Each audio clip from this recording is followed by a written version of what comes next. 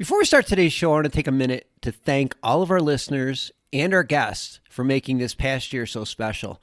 Thanks to your continued support of the MJ Bulls podcast and our advertisers, we can keep doing our part to normalize cannabis by sharing the uncensored truth with the world.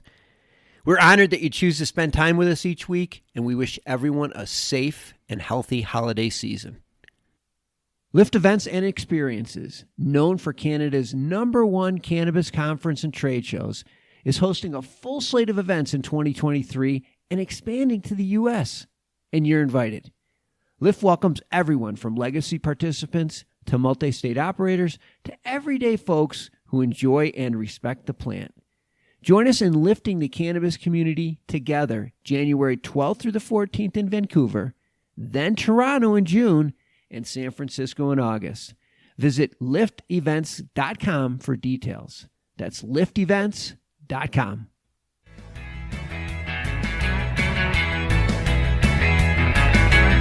So that would be my response to that. I think there will be seed stage companies come along, but it's A, for operators at the pace of opening state markets, and B, technology, it's dependent on more than just legalization. 5 or 6 years ago, everything was a seed stage company. Yeah, amen to that. Verano wasn't even a thing 5 to 6 years ago. Now it's the third, fourth biggest footprint in the US. It's pretty incredible how these companies have come onto the scene with a fiery passion. From the PodConx studios, high in the Rockies at the beautiful Beaver Creek Resort, it's the Raising Cannabis Capital Show. Today on MJ Bulls, we are joined by Elliot Lane, the Corporate Partner Director at Benzinga. Elliot, welcome to the show. Thank you very much for having me, Dan. Appreciate it. Very, very excited. There's so many things that we can talk about today. I thought we'd maybe start at high level, 50,000 feet, and sort of work our way down. Benzinga is just a huge financial media outlet. Most top traders, Wall Street traders, rely on the information for all the different markets and all the different industries and all the different sectors. With all those opportunities, why has Benzinga focused so much attention on cannabis? So as you mentioned, we cover every market out there and we cover it for the individual investor. But in terms of getting a start in financial media, there are obvious giants. You have your CNBCs and now your Cheddars, your Yahoo Finances of the world. But when it comes to how Benzinga made a name for itself, we were really one of the first ones to actively and excitedly cover emerging markets like cannabis, like financial technologies. FinTech has been something we've been covering and we've been hosting events in for 8-9 years. So those two pillars specifically, I think, are how we drew several million people to our site at first. So I think we had like 2 million visiting our site from like year 5 to like year 8. That's crazy. I didn't realize that was sort of your bread and butter was the emerging markets, which makes a lot of sense. One of the things that you've done, which I feel like has put you in position to really have the pulse of the industry, is you have a couple podcasts. You do a daily podcast and then you do a bi-weekly podcast, which really helps you keep your finger on the pulse of the industry. If you were to talk to some of our listeners, where do you see some of the real opportunities in the cannabis sectors right now? Depends on which listeners I'm talking to, right? But if I'm talking to overall someone looking from the outside into cannabis saying, hey, how can I jump in here? I think we always have people on that preach diversity. So if I'm looking at cannabis and I'm talking to somebody who is emphatically behind the MSOs of the space, and the MSOs, I'm sure your audience knows, multi-state operators, some consider to be the biggest growth opportunities for investments in the industry. But I'm also looking at those who are supporting the space. I'm intensely excited about the hydroponics side. And nothing I say is financial advice. This is just my personal opinion. And from the interviews we have as well, Agrify, just how they are diving into being a full-fledged partner to their companies. Who's competing against Akerna right now in the public market space? Looking at maybe international companies as well, like your Flora Growth and those developing CBD footprints in the US, plus international grows like Village Farms is now in Europe and the Flower Corp is now in Portugal, and all these companies developing global footprints at the end of the day become a full-fledged investor benefiting from this space. That would be, honestly, in terms of opportunities, that's where I see it. But I don't think that's me discounting MSOs or the US opportunity. Obviously, the US is a market that has to be respected, and those leading the way in this space will be amazing companies. I just think there are so many different opportunities out there. They've held up the space so far. Last year was REITs that were really driving the way. Last month was US operators. We've seen stocks like Akerna drive the way. So it seems to be different month every 2 months. I think that's part of the excitement plus part of the frustration is that it's really hard to put your finger on it. And I'm not surprised that you weren't super comfortable with that question, because I don't know that anybody really knows. If they did, they certainly wouldn't be sharing it. One of the things I do notice, though, is that a lot of our small family office listeners over the last year or so have been frustrated or complained to me that they're not seeing as many good seed stage deals. And then on the flip side, I'm hearing a lot of the seed stage companies are saying, I'm not getting in front of as many family offices I think I should based on the quality of my business. Why do you think that is? The age-old question of capital flow in this industry is it's a question that continues to change. But seed stage companies, I think you're seeing right now a stall point.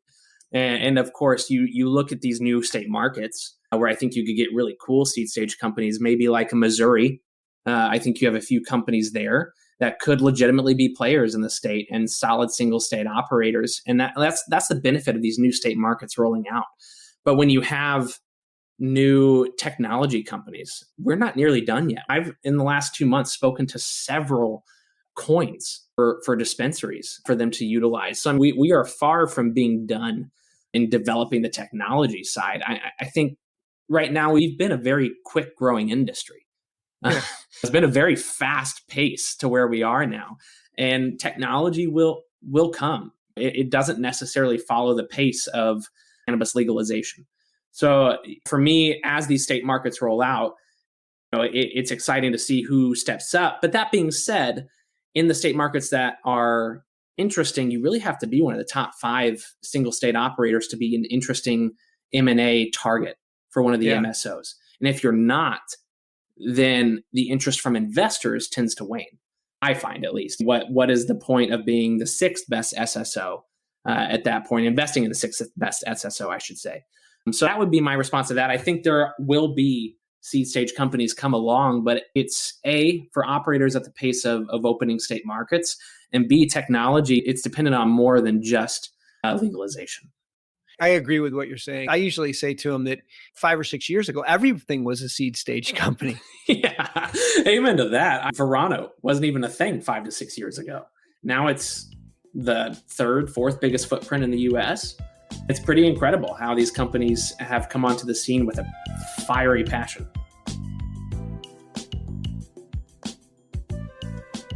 Well, let's talk about your conference that's coming up in Miami on April 20th and 21st. Tell us a little bit about the Benzinga Cannabis Capital Conference. Yeah, so this is something that Benzinga has been putting on since 2018.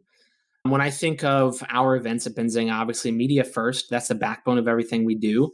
But these events provide direct access, direct engagement from the companies to the audience, to the investors, to the entrepreneurs, service providers of the industry. And I think that's incredibly important for companies to be a part of. Yeah. And when we first dove into the space, we partnered with the likes of companies like New Cannabis Ventures and Alan Brockstein at 420 Investor to really bring the who's who of the industry in at that time. Once COVID hit, obviously, we were able to keep going because we have a very large audience of individual investors. We're able to continue driving agendas and work with companies that we hadn't worked with to that point. So now we're seeing the benefit of both of those. We're driving agendas that 3 years ago I wouldn't have thought possible for Benzinga. So I'm super excited about that. Whether you like MSOs or not, whether you are against corporate cannabis or not, we're also supporting social equity. We are supporting several businesses that we want to give a platform to and provide them a spot to get in front of investors, get in front of potential partners, grow their visibility. We want to start supporting the industry from every side. And that is all under a financial umbrella of Benzinga, but it's investment oriented. It's M&A. Truly met Harvest Health at our event. Yeah, honestly, it's got a history of success in terms of who we bring. We do want to grow. we want everybody to come experience the event. So it's not like we are saying no to certain attendees, but we do bring the best of the best. Obviously, I'm biased as heck. Take it with a grain of salt. But I think if you just look at our lineup, bzcannabis.com, it's impressive. And one major speaker I got to shout out is Carson Humiston. She'll be joining a panel for Vanks, really talking about how to use a raise. How do you go about using the funds from a raise in this space and really digging in and becoming a leader? She's talking with leaders in the industry from Cann, Luke Anderson from Cann and Work, a major HR and software platform. So we're touching on MSOs, we're touching on international. How do you have access to cannabis with weed maps? I could go on and on, man. I don't want to make this a giant advertisement for you, but I'm very happy and proud of where this event is. I think you're onto something. I really do. I think the idea of a place where investors can just have a conversation with legitimate growing companies is so needed. It's so needed. Well, we'll have all of that information in our show notes. So if anybody's interested in registering and zipping down to Miami, it's a good time of year spend 420 in Miami. That's not a bad place to be on 420, right? We'll try and make it worth your while, man. I do remember one of our attendees last time we were in Miami just happened to pull a giant Cannagar out of his pocket. I'm not saying I partook in that. No admissions. But it was awesome. That being said, we have fun. Honestly, events are fun. Being on the beach is fun, and it's incredibly content driven for us. So educational updates from these companies. Where are we going to be at the end of 2022? We'll have the likes of Brady Cobb and legislative leaders talking as well. So I think overall, there's something for everybody. And it's not just our events. Y'all, we'll see you at MJ Biz. We'll see you guys at events around the country as well. I'll be at the Alternative Products Expo in a couple weeks. It's just making sure that we support the industry as an editorial, a financial news outlet, as well as providing access to these companies for the investors that listen to us. That's awesome. You can also cuss Elliot just about every day. And every weekday. I don't know what I did. Yeah. He takes the weekends off, but on his podcast. And was it twice a month on the week? So we do 2 interviews a week, every Tuesday and Thursday, live on our YouTube channel at 4 p.m. Eastern time.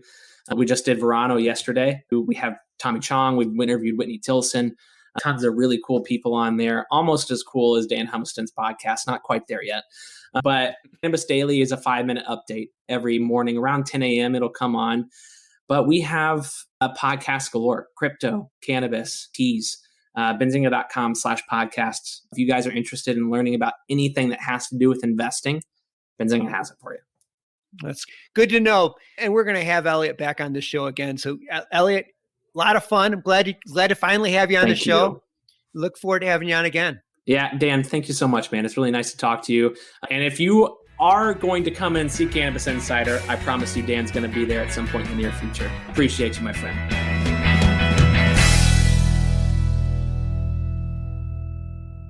Thanks for listening to today's show.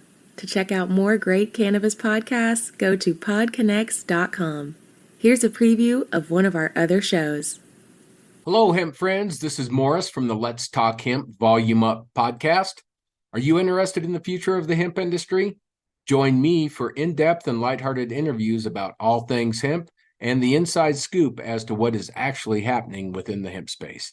Check out my new miniseries, The Thai Tapes, recently recorded in Thailand during the Asia International Hemp Expo. Also, join us for the 9th annual NOCO Hemp Expo, March 29th through the 31st at the Broadmoor Resort and Convention Center in Colorado Springs.